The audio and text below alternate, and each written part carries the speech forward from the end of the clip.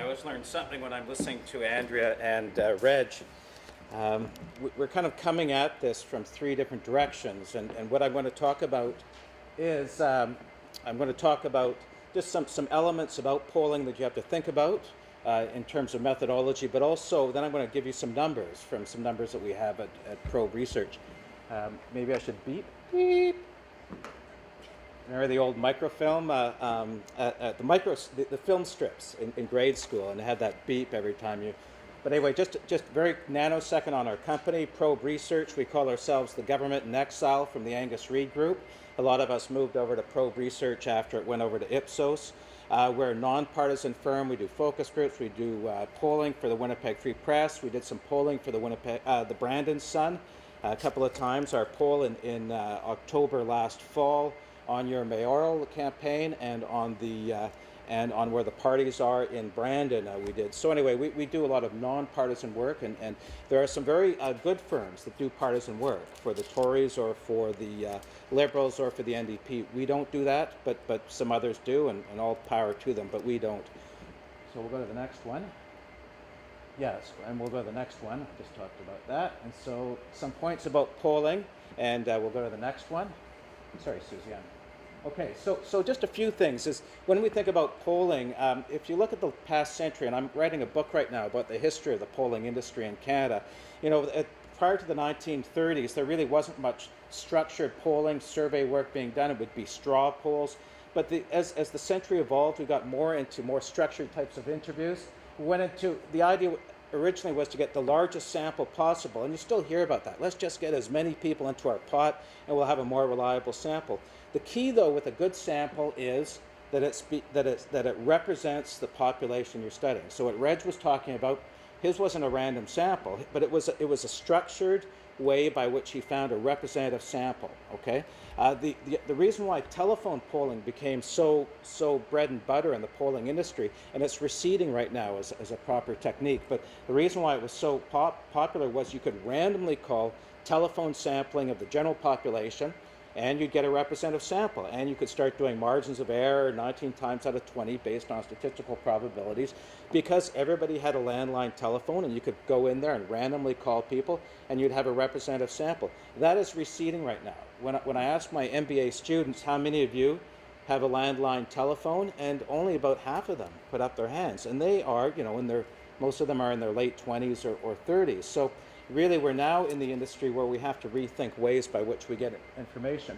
But the other way by which now we're more and more, and you hear about online polls or other ways by which you reach people, is you get the randomness, but you also look at quotas to make sure that you're getting a representative sample of enough women, enough young people, enough people who are blue-collar workers, so on and so forth. So we're finding ourselves more and more when the random polling doesn't work, then we find ways by which we get quota sampling, where we fit together a microcosm of what the full population is. So we'll go to the next one. Just two lessons here. When we talk about the pitfalls of polling, one of the first lessons that was learned in the industry was FDR versus Alf Langdon. And Alf Langdon, he's pretty dreamy looking guy there, but nobody remembers that Republican presidential candidate. But it was predicted that he would win the presidential election by Literary Digest. Literary Digest, which is kind of like Time crossed with Reader's Digest. Just think of a mega magazine in the US. They would issue, that election, they had 10 million surveys went out, 2.6 million surveys came back, and they processed boxes and boxes of these things. The Literary Digest is seen as the laughingstock of survey work now. But back then, it had predicted each presidential election to within a couple of percent points going back to the late 19 teens. So it was a credible poll, and it was the biggest poll in America. And they predicted that Alf Langdon would win the presidential election. George Gallup, with about 10,000 interviews, said that he would refund all his money back to his clients, like the Washington Post, if he did not have a better poll than the Literary Digest. He predicted the FDR would win that election, and he did. One of the reasons was, and we'll go to the next one, one of the reasons was in the prior elections, social class did not overlap with partisanship. So you had upper income and lower income Republicans, you had upper income and lower income Democrats. When the New Deal comes in, FDR, institutes the New Deal, what happens is social class overlaps with party preference. So the Literary Digest oversampled people with higher incomes. George Gallup and Crossman and Roper, 3 different pollsters, they had a representative sample, and they were able to quite accurately predict that the Democrats would win the presidential election because they had a representative sample. It was not random. We often think it was random. Social scientists think now. But no, it was quota sampling. Send people off to the towns and get a representative sample of different quotas of people. We'll go to the next one. Now, the relevance here is, are you reaching, who people are when you go out and do the polling? So are you capturing the voting electorate? Not just everybody, but the voting electorate. Are your calls getting screened? If using an auto dialer, are you losing respondents? For instance, an auto dialer is a machine that as soon as you pick up, and after that pause, you've all heard that pause, and then you hear somebody say, "Oh, hello, Mr. Adams." Often you'll be hanging up. Just things like that you have to be thinking about. Are there people you are not reaching, which you should be reaching, who would be going to vote? And then the other thing is the cell phone. So this is the hardest thing for us to figure out how to reach those people. So we're going to go to the next slide.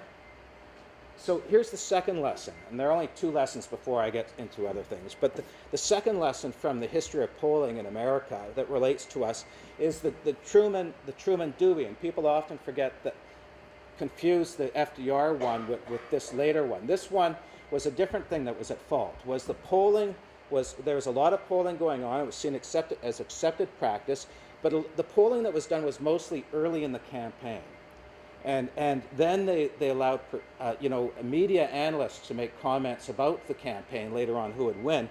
But people assumed that Dewey would win the presidential election, not President Truman. And part of the reason was the polling was done early on, and then things shifted. So if we go to the next one, this is an example of how things can change. This is a mapping of all the polling data done on the federal election, our recent federal election, from 2009 on to, you can see that the second last line is election starts. That was the beginning of the federal election.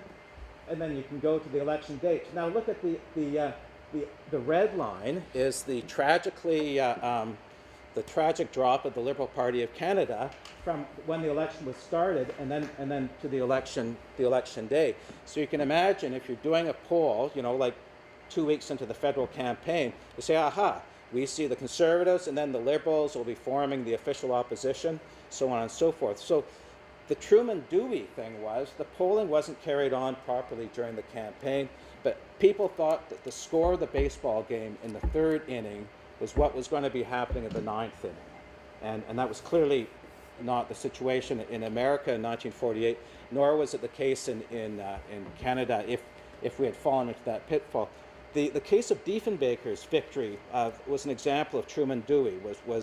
They thought Louis Saint Laurent had won the election and Diefenbaker was to be the loser of the election. The media called Louis Saint Laurent the victor, and sure enough, Diefenbaker won that election. So we have our own examples of stupidity in this country. It's not just the Americans.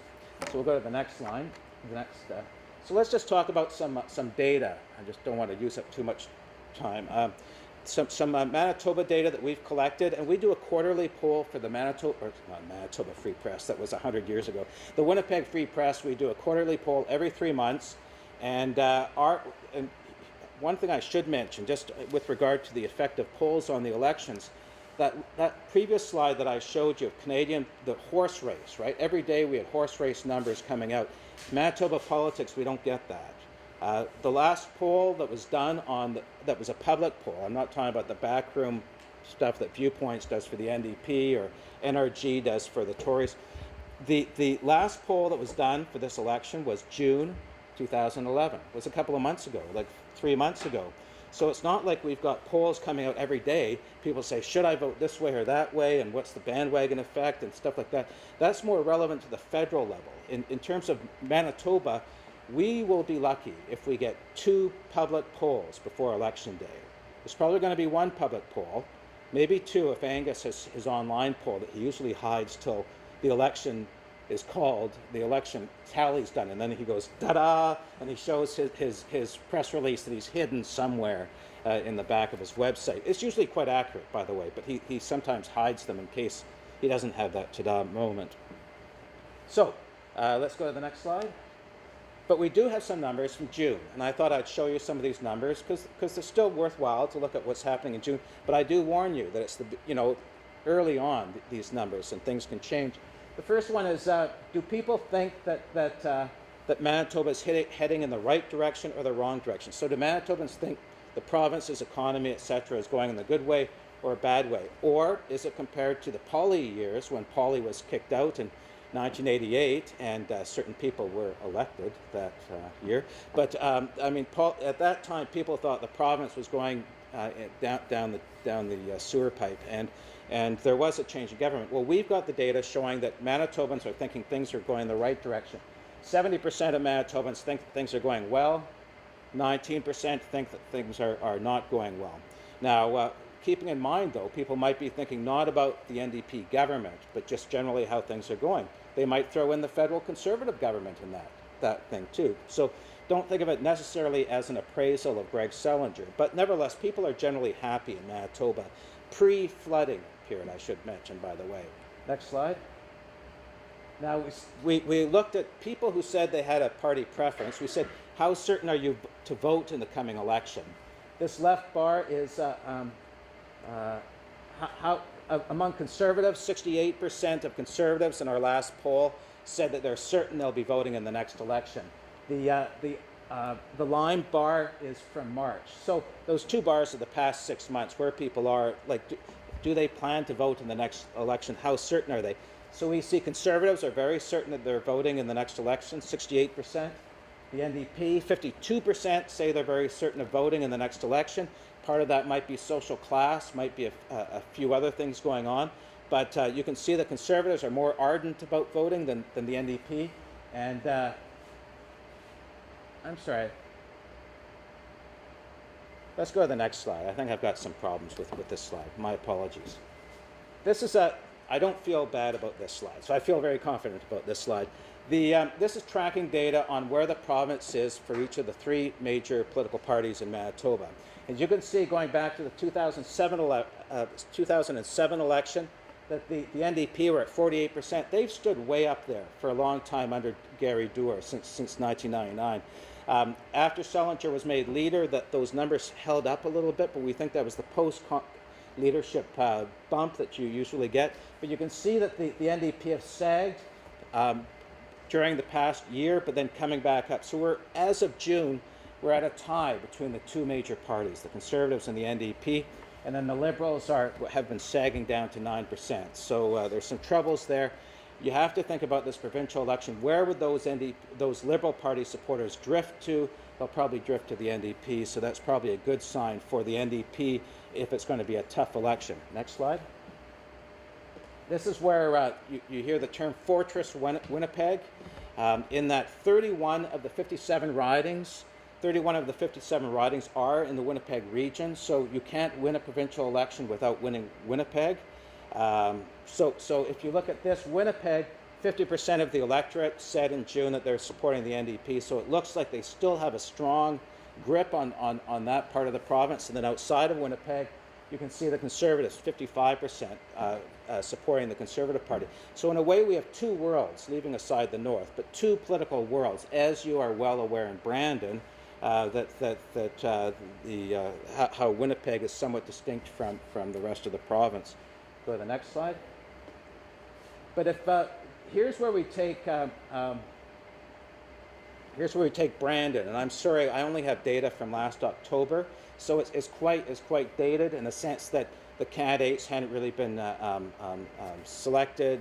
The flooding hadn't occurred. Just a whole lot of things hadn't happened. But nevertheless, here's our picture in Brandon of a poll we did of 400 people in Brandon, and this tracks it over. You can see the Conservative sagging, and then 37%.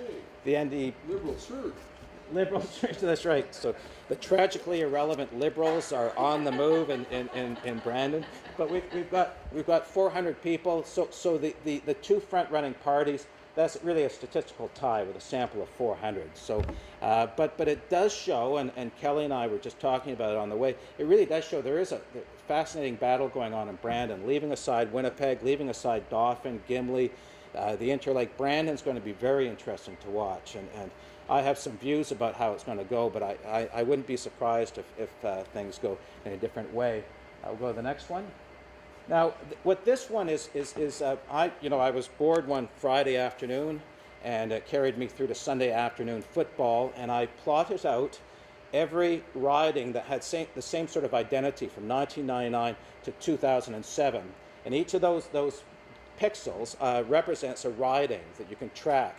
And the diagonal line, if it's above the diagonal line, it means it's increased its support for the NDP from 1999, when Gary Doer was elected, to 2007, the last provincial election. So you can see the square red dots are all Winnipeg ridings. The square red dots represent ridings. Have they increased in support for the NDP or dropped below? So you can see one of the secrets of Gary Doer and what we call Doer Democrats has been to win urban seats and to solidify. If we just hit the enter button for the first map, yeah, you can see that old traditional South Winnipeg versus North Winnipeg. Tories in 95. South is Tory territory. Next map. You can see that it's receding a little bit when Gary Doer won the 1999 election, but you still have that north-south pattern. Next map. You can see now, man, this is Stu Murray leading the Conservatives, and it's like the Germans are moving into France. There's nothing stopping them. So you can see the blues, even the blue ridings have become faint blue, and so they're barely hanging on there. And now we'll go to the next map. And here, it's just like a horror story for the Conservative Party. So here's the story about this election. If the Conservatives with McFadden are going to win this election, and they very well might, with all it takes, Reg and I were just talking, 9 or 10 seats, and all flipping, because it's a zero-sum game. One less for the NDP is usually a one gain for the PCs. It takes 9 or 10 for a change of government. So that South Winnipeg of Teresa Oswald, of Aaron Selby, of a few, St. Norbert has a new candidate in there. There are some ridings that are going to be really tough battles. Those, along with Dauphin, Gimli, Interlake, Brandon, there is a real possibility that McFadden and the Tories will win in a very tough battle with some very capable advertisements. And we might have a new scenario. So, and the other thing, like Andrea was saying, when people feel secure, sometimes when they feel overly confident, they might stay home. I don't have an effect on my vote. And that in 2003 and in 2007, especially 2003, we had some polls. We had 2 polls out, Probe Research and Western Opinion Research, that really had the NDP really high, about above 50%, which was just crazy. But Doer was not happy about that. And the reason why he was not happy about it was he was worried that his people would stay home. And true enough, the voting numbers were far less than that polling. The polls were wrong. Polls are always right, remember. It wasn't the polls were wrong. It was more that people don't get off their Chesterfield. So Salinger's got to convince his Balagas and his campaign people. They have to convince their voters that it's going to be a very tight race, and it very well might be. So I think. Am I up? Have I used up my 10? Probably more so. Okay, and that's it. So I think, so just a few things about what people have to do to win the next election. I'm not going to go through those, but anyway, enough said, says Stan Lee. Thanks.